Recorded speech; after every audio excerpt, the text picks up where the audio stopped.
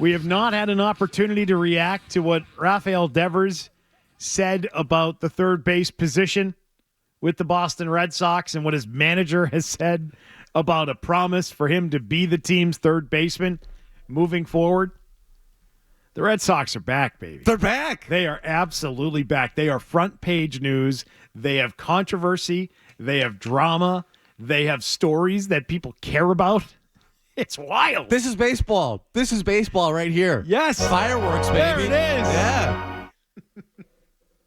Figuring out who's going to play third base. That's what's going on. They are back. These are the Red Sox that I know and love for much of my lifetime. There's always a controversy. There's always a problem. And in recent years, the Red Sox have found new and creative ways to create their own mess, which is what they have done with this Devers situation. They have created their own mess by acquiring pieces that don't necessarily fit the puzzle. They've acquired talent as opposed to building a roster with a vision, which has now led to some problems like this. And maybe they have not handled the situation as delicately as they needed to. Oh, you think? You think? Yeah, I think. Yeah. I do think that. And they've set themselves up to have their best player on their roster. Let's not debate that. The best player on their roster is Rafael Devers. That's why he signed for 10 years and $331 million. The best player on their roster is opening up spring training on day one of workouts by declaring he will not switch positions, something that he does not control. It is not up to him. It is not his decision. He can kick and scream and say no, and it's not going to matter because he does not fill out the lineup card. Alex Cora fills out the lineup card, and if Alex Cora fills out that lineup card and puts him at DH, he's DHing on a given night. Do you think it blows over? Yes, I think eventually this blows over. My frustration, though, isn't with Devers. I can understand why he would be upset with this. I do think if you're a player, you need to put the team first, and eventually they're going to get there. But the lack of communication from the Red Sox to Rafael Devers throughout this whole process is mind-blowing to me, and that's where the issues start. I don't know how, as an organization, you got to this point in spring training with the pursuit of Alex Bregman throughout the offseason, with all the Nolan Arenado stuff, and still not having a conversation with Rafael Devers until last Friday about the potential move for third baseman. Milliken poached an article from the Globe earlier in the offseason, start of the offseason. Breslow, who noted that Devers made progress at third in 2024, hasn't ruled out a switch of positions, only saying the team wouldn't consider it without discussing it with Devers first. They never discussed it with Devers. They never had a conversation. And so I think one of the frustrating things for me is that, like with Breslow, it just seems like, hey, it's spreadsheet, figure everything out, and forget that there's actual people involved and there's actual communication that needs to take place. And there needs to be a smoothing over. And this whole process with Devers that I do think is eventually going to get fixed could have been taking place leading up to spring training rather than having an incident like yesterday, which is embarrassing for the whole organization. They had a bad day there, that's for sure. Yeah. And I think the disappointment in Devers is kind of obvious and natural. I think you should be disappointed in Devers for the way he's handled it because he's not simply doing what's in the best interests of the team. He's already been paid. So a switch from third to DH does not impact him from a financial standpoint. He doesn't need that to get his contract. He already got the deal. He's already been paid.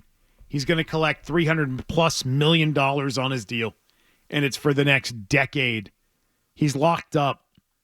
And there's part of me that believes he should want to go to DH, that it's less wear and tear, and he could focus just on hitting, and he could become a Hall of Famer just on whatever he does at the plate for the next 10 years. Yep. He could do that. He could make that switch. And I understand that you want your players to have pride, that ego's not always a bad thing, that you want guys to be doing more, not less. Those are all good things. But the Red Sox are not handling well either. I think everyone's to blame. Yeah, I blame Devers. I'm very disappointed in his response yesterday. I blame the Red Sox. I blame Alex Cora for his answer yesterday by pinning it on Chaim Bloom. Chaim Bloom under the bus. That felt Weasley. Yep. I agree. And so if you expect the player to do everything in his power to do what's in the best interest of the team because he's been paid, and I do. And so I do blame Devers for his response. You can also say, well, Alex Cora should do whatever's in the best interest of the team too. And if that means you have to play the game and massage the ego of a star athlete who's your highest paid player and your best player, then sometimes you've got to do that.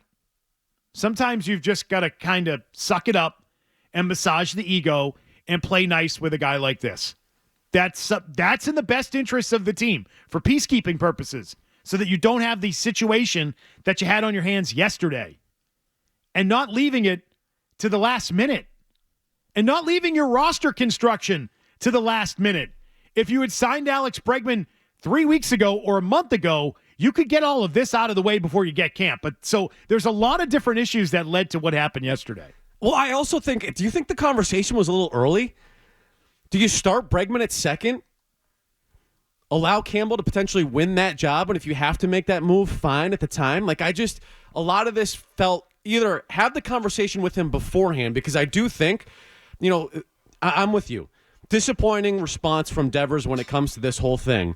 But the reality of the situation is, too, if you're the Red Sox, you should have known that this was going to upset your star player. So don't let it get to Friday when that actually takes place and you have that conversation. So either talk with him beforehand and before spring training, or go into spring training and give the guy an opportunity to actually win the position.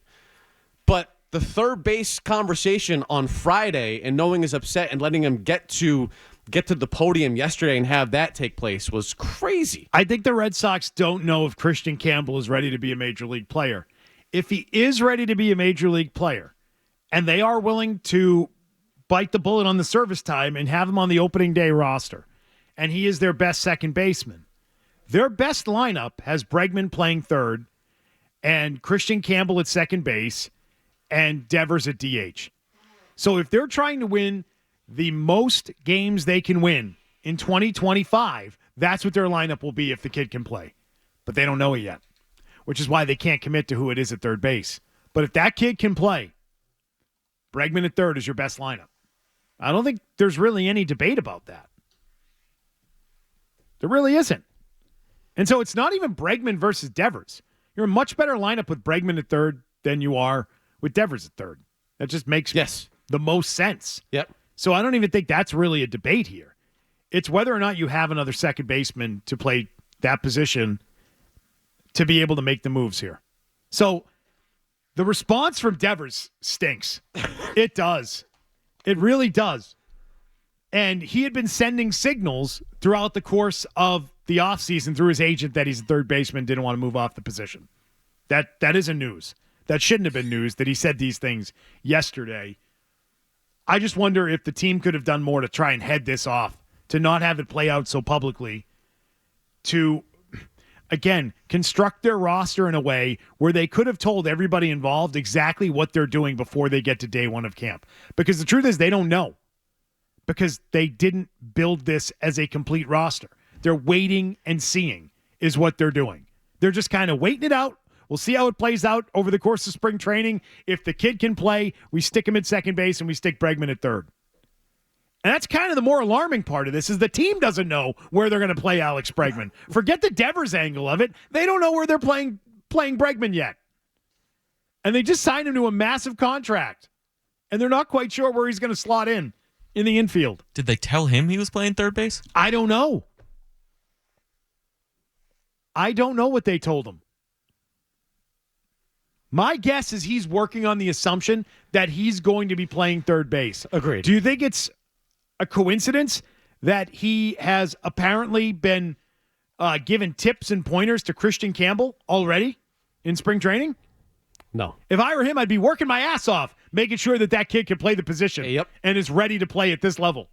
And I think he's probably motivated to do that. I think it's a wait and see. We talked about this a long time yesterday, and McCarthy's even thinking that, wow, this thing can take some time. Mike Hawley wants a cut right now. Tell him you're the damn third baseman and let's get off and running. I think you're going to have to ease into this just a little bit because of everybody that's involved, the direction of it that you really don't know. Hey, is he going to be okay at third? Is he heavy? Is he in shape? There's a lot of things in play here, guys. He's not going to be the game day one starter at third base. But I think I could see him about a month and a half into it becoming the full-time starter. I don't think they're asking any questions about Devers at third. They don't want Devers at third base. No. Like, they're not asking those questions. The questions they're asking are, do we have anyone who could play second? Because they want Bregman at third. And maybe they told Bregman exactly that. Listen, it won't be long before you're at third base and you're a full-time third baseman. If not on opening day, from the jump, you're at third base. But they can't commit to it yet because they don't know if they have a second baseman. That's why. That's the holdup. Their holdup is they don't know if they have a second baseman. They know who they want at third. They want Alex Bregman at third, and they want Devers to go to DH. That's what they want. They want it to play out that way.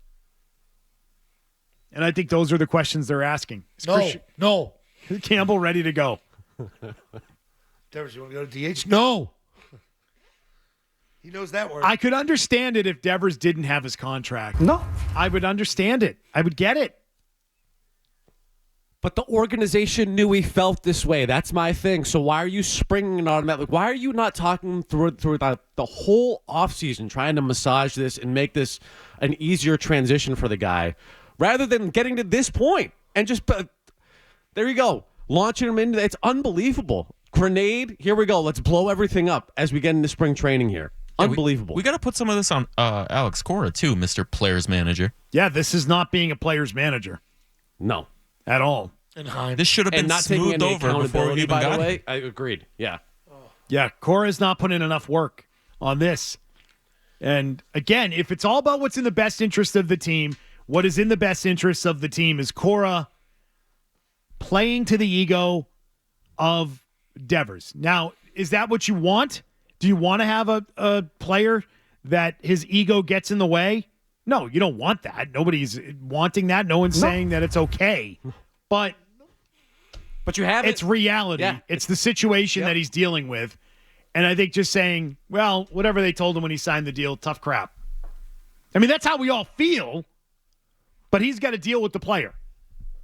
He's got to find a way to have that player realizing that he's going to be a DH and realizing that he should focus on being the best possible player he can be in that role. No. Because there's a fear about if it goes the other way, if they force this on him and he doesn't like it. If you like that clip, check out more videos from Zolak and Bertrand here. For more Red Sox analysis and opinion, hit this playlist. And for all the latest from the Sports Hub, download the app at 985thesportshub.com.